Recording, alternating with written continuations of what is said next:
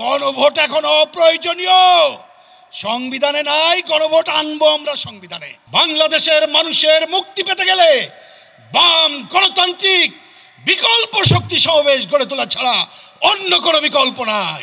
আপনারা সেইটাকে সামনে রেখে সারা বাংলাদেশে লড়াই করছেন।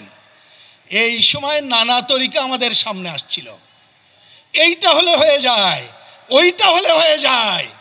রাজনীতির বাইরে কত রাজনৈতিক অরাজনৈতিক শক্তিকে দেখলাম টেলিভিশন রেডিওতে। তারা তিনজনের মিটিং করলে বড় বড় কথা পত্রিকায় ছাপা হয়, টেলিভিশনে ছাপা হয়। মানুষ মনে করে ওইটাই বোধহয় মুক্তির পথ। এই জানুয়ারি গেল, আজকে নভেম্বরে বসেছেন, মুক্তি কি এসেছে? আসে নাই। কারণ বাম বিকল্প শক্তি সমাবেশ এখনো গড়ে তুলতে পারে নাই, আর সমাজ বদলও করতে পারি নাই। আজকে তাই আবার সমবেত হয়েছি ওই আন্দোলনের আহ্বান জানাতে। বন্ধুগণ, আন্দোলনের আহ্বান আপনারা আবার বলতে পারেন যে প্রিন্স ভাই, আমরা গ্রামে গঞ্জে আপনার থেকে যে বড় করে আহ্বান জানাই, আমি জানি আপনাদের স্যালুট করি। কিন্তু ভাই বলতে চাই, যে সরকার এখন ক্ষমতায় তার কাছে অনেকে প্রত্যাশা করেছিল, আমরা কিন্তু করি নাই। বলতে পারেন তাহলে জ্ঞানের কেন?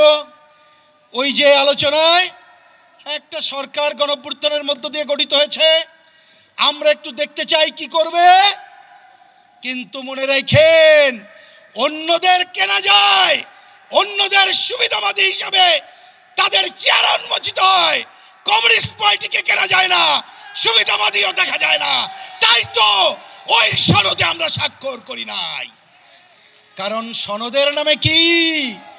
মুক্তিযুদ্ধকে ধ্বংস করা।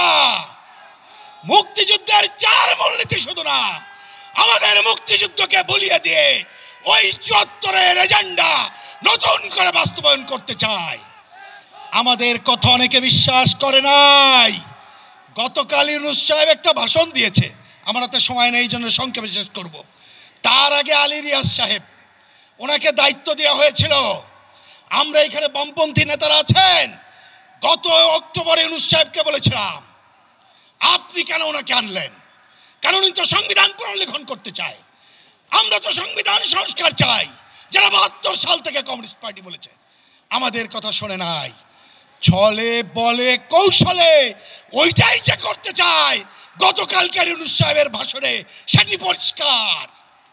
সংবিধান সংস্কার কমিটি করবে, পার্লামেন্ট নির্বাচন হবে, ওইটাও নাকি সংবিধান সংস্কারের কাজও করবে। তার মানে সংবিধান পুনর্লিখন করতে চায়।